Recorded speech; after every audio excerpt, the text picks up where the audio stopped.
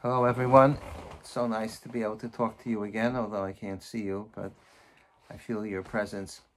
I want to share with you a thought or a sensitivity that I had when I returned to the shul the first time 2 weeks ago, and I was able to daven once again in the shul. And there was a time, I was very excited, and I'm sure everybody had the same feeling when they went back to shul. And somehow, during the course of the davening, I don't even remember what occurred, but there was some commotion about something. There was some issue that came up, and the people were, they got into an argument about it, and this one said this, and this one had that to say. It was like a whole tumult around this issue. And I really wanted to deliver a drosha then. Rabbis like to deliver droshas.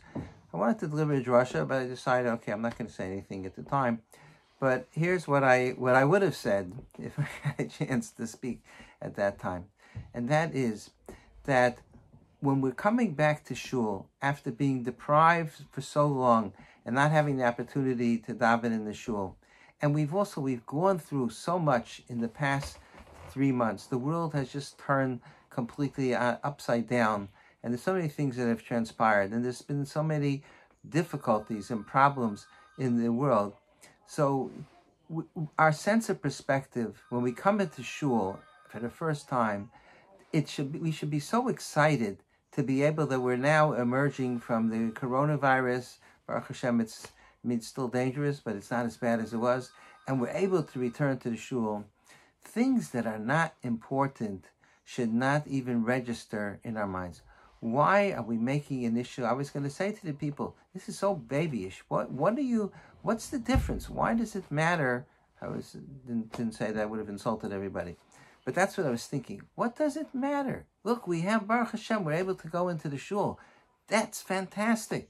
It's like if a person wins the lottery, he wins $25 million, and then, and he's so excited, and then somebody throws a rock into his window, and the window breaks. He's not going to care, he just won $25 million, so we'll go get a window person to go ahead and repair the window for $100. What difference does that make? It's not significant. And we need to be able to focus on things that are important, and things that are not important, we shouldn't register within ourselves. There's always stuff going on. That's the nature of life. And there's lots of things that we have stimulation overload because there's so much going on, and there's so much to read, and there's so much news. It's just nonstop. And it's so easy to get distracted and not know what's important and what's not important. And I think that returning to the shul after so long, we should all feel a sense of, wow, this is what's really important in my life. So you might say, okay, so let's say I don't know what's important and what's so not important. Does that really make such a big difference? So it does. It makes a tremendous difference. And you see that from this week's parsha.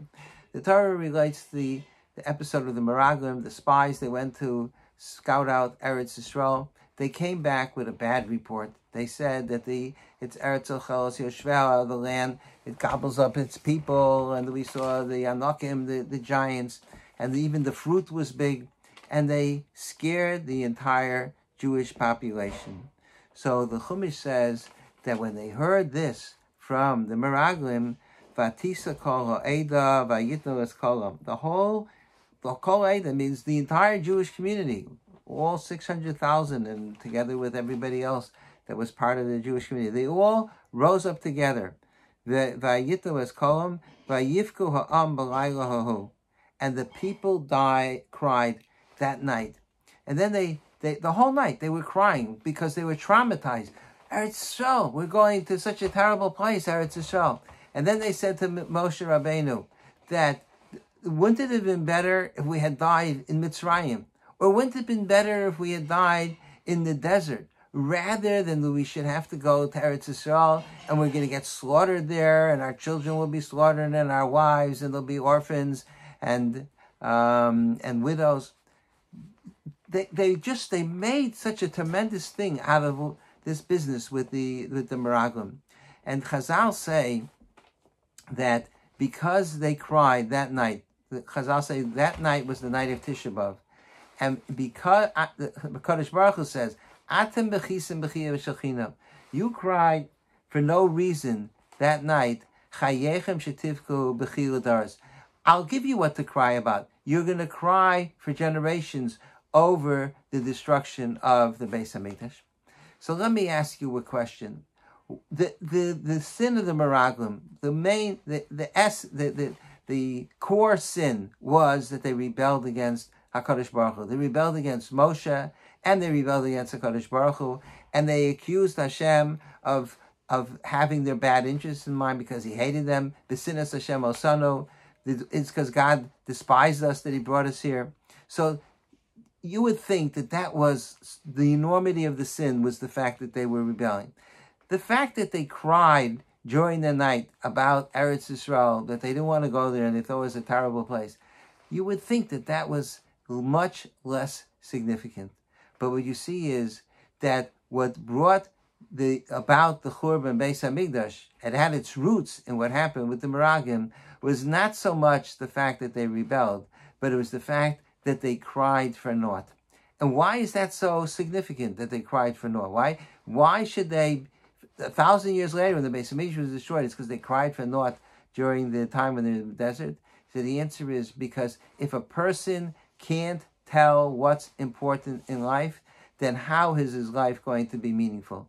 We have to be able to filter out. You can't deal with everything. And if you get pulled in all sorts of different directions. And they were overreacting to this statement that they made. We should have died in the desert. We should have died in Mitzrayim. It was ridiculous. It was ludicrous. And even the fact that they were so upset, the Meraglim said there were giants there and the people were dying.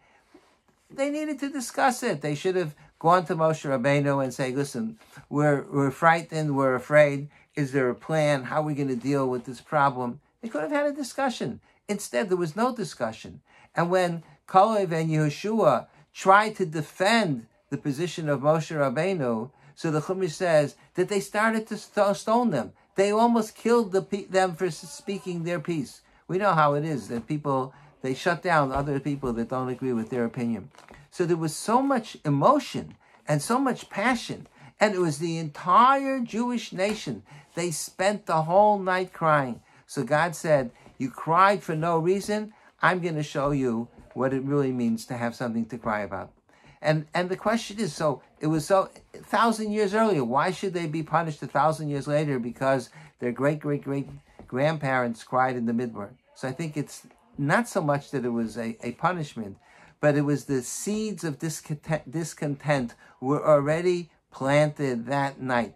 It was an attitude. It was an approach. It was a way of dealing with situations in life. Not being able to put things in perspective was a tremendous sin. I was thinking when this episode happened in Shul, and I'm not saying it was such an important thing, but I'm just using it as an illustration to make this point. The Gemara says in Shabbos that Rabbi Shimon Yochai and Rabbi Elazar, they had to run away because they were being threatened by the government, and they hid in a cave, and they stayed in the cave for 12 years, and they learned with Eliyahu Hanavi, and they came out of the cave very super holy. And when they walked out of the cave, they saw a farmer plowing the field and planting seeds, and they became extremely upset, and they said to him,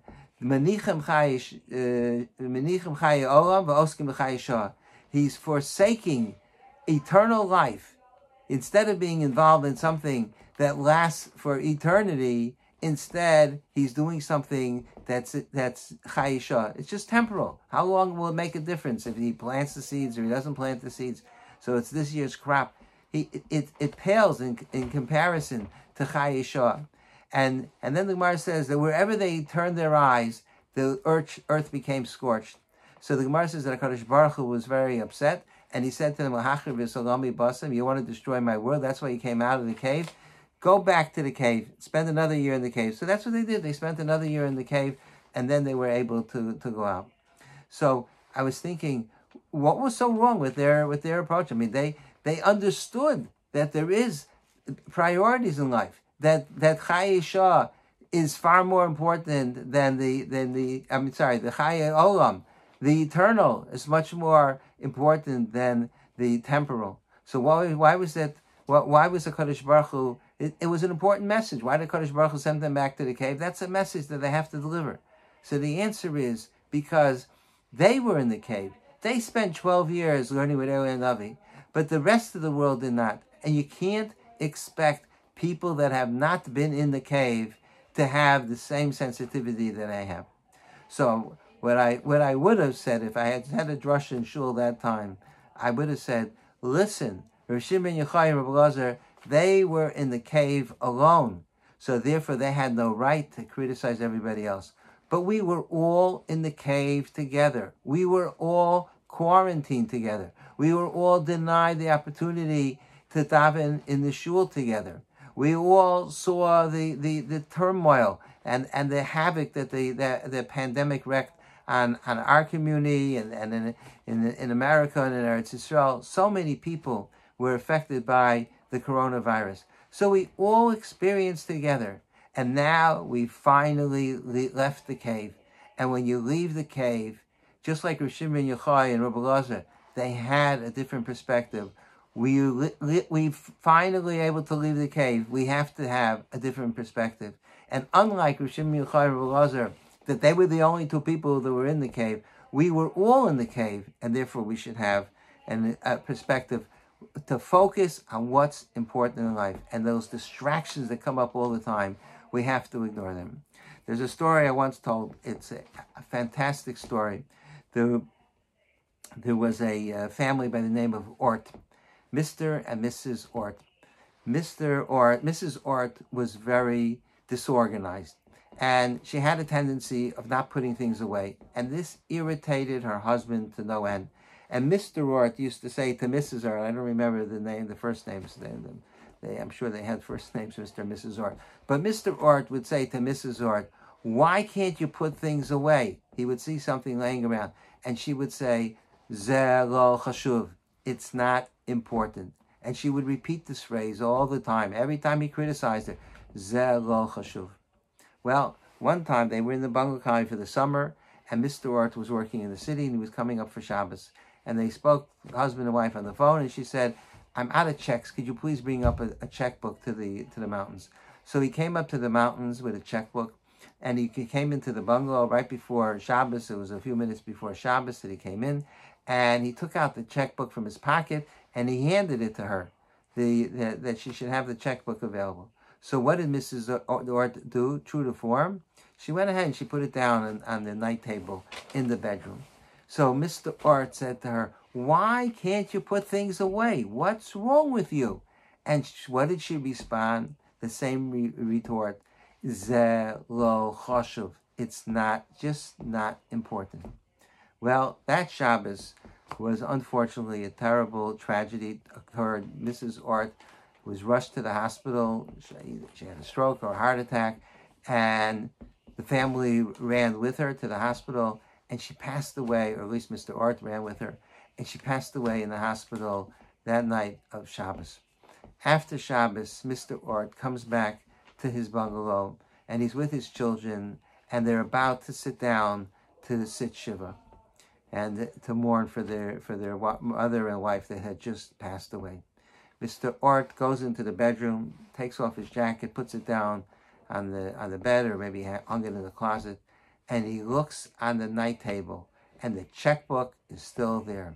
And he says out loud, thinking, I'm sure my wife could hear, you were right, Ze lo chashuv.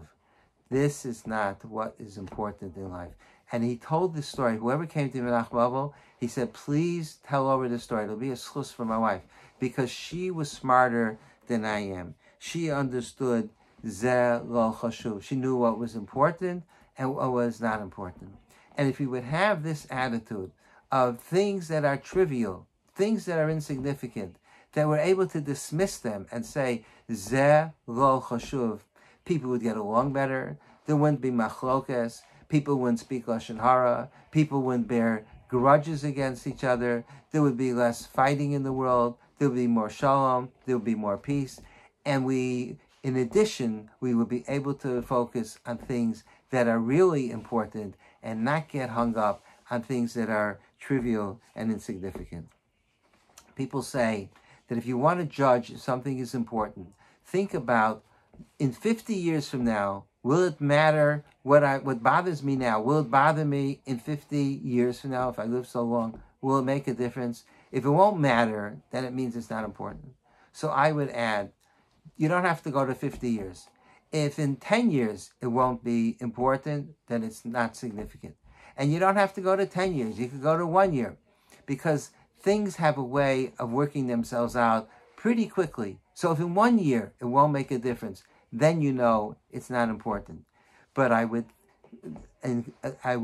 add in conclusion that you don't even have to go to 1 year, because most of the things that bother us so much, or a large portion, you could say, if tomorrow it won't bother me, then it shouldn't bother me today, because the things are not so important. Zelo chashuv, and things that are not chashuv should be relegated to the proper position. And there's a tremendous lesson from the Raglim, that because they cried the whole night, and they didn't have a sense of perspective, and they blew up the whole thing, and they said ridiculous things, and they were so angry at Kalev they wanted to stone him, because they took things that were not particularly important. They had an opportunity to go into Eretz Yisrael. What a tremendous chus, what a tremendous opportunity. And they lost it because they didn't know how to say, Zeh lo chashuv. Okay, it's an issue, we'll work it out, but it's not important. And we have to practice that in our own lives. And if we're able to make, to distinguish between what is chashuv and what is not chashuv, then we will be able to live meaningful lives. I wish everybody a good Shabbos.